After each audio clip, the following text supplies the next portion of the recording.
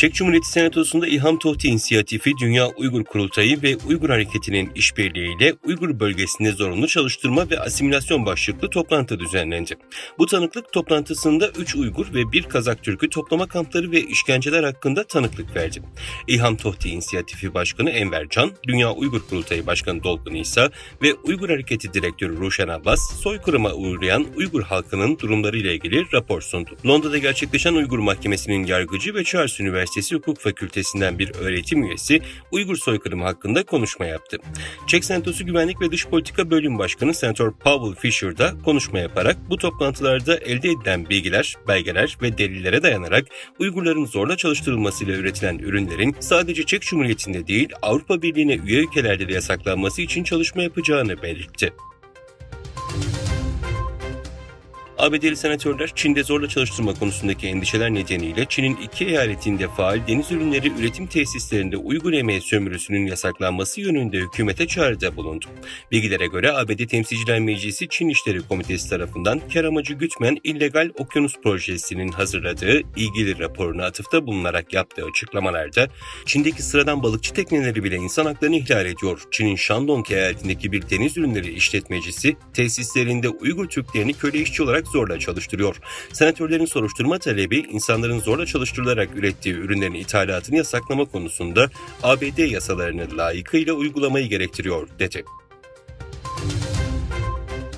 Amerika Birleşik Devletleri ordusu bir Çin savaş uçağıyla Amerikan bombardıman uçağının neredeyse kazaya neden olacak kadar çok yaklaştığını duyurdu. ABD'nin Hindi-Çin komutanlığından yapılan açıklamada Çinli Shenyang J-11 ikiz motorlu savaş uçağının Güney Çin Denizi üzerindeki uluslararası hava sahasında rutin operasyonlar yürütmekte olan Amerikan B-52 bombardıman uçağıyla yaklaşık 3 metre yakınlaştığını ve çarpışma tehlikesi doğurduğunu bildirdi.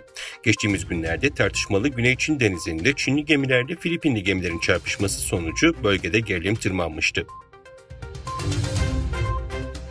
Çin rejimi memur ve kamu personellerinin yurt dışına çıkışını yasaklayan bir skandala daha imza attı. Bilgilere göre kısıtlamalar yurt dışına seyahat edecek vatandaşların pasaport işlemlerinde dış ilişki kontrolleri, onay süreci ve artırılmış gezilik politikaları gibi bir düzine sıkılaşmaya gidileceği, bu durum sadece üst düzey yetkilileri değil sıradan memur ve kamu kurumlarında çalışan bütün Komünist Parti üyelerini de etkileyeceği yönünde. Gözlemciler soykırımcı Xi Jinping'in Batı ile olan sorunları ve Çinli yetkililerin Batı etkisine ilişkin endişeleri nedeniyle sıkılaştırmaya gittiği ve böylece Çin komünist rejimini güvence altına almaya amaçladığını söylüyor.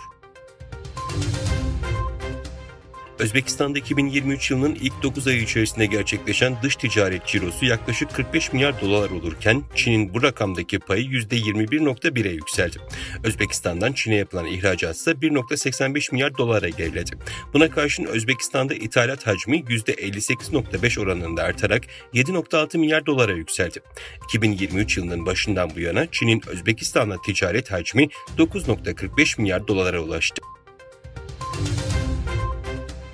Çin'de 2013-2023 yılları arasında 10 yıl boyunca başbakan olarak görev yapan Li Keqiang 68 yaşında kalp krizinden öldü. Eski başbakanın ölümünü yoldaş Li Keqiang Şangay'da dinlendiği sırada 26 Ekim'de ani bir kalp krizi geçirdi ve onu hayata döndürmek için gösterilen tüm çabalar başarısız oldu. 27 Ekim'de gece yarısını 10 dakika geçe Şangay'da öldü şeklinde duyurdu. Eski başbakan giderek zenginleşen ülkede 600 milyon kişinin ayda 140 dolardan az kazandığını söyleyerek 2020'de yoksulluk ve gelir eşitsizliği tartışmalarını alevlendirdi.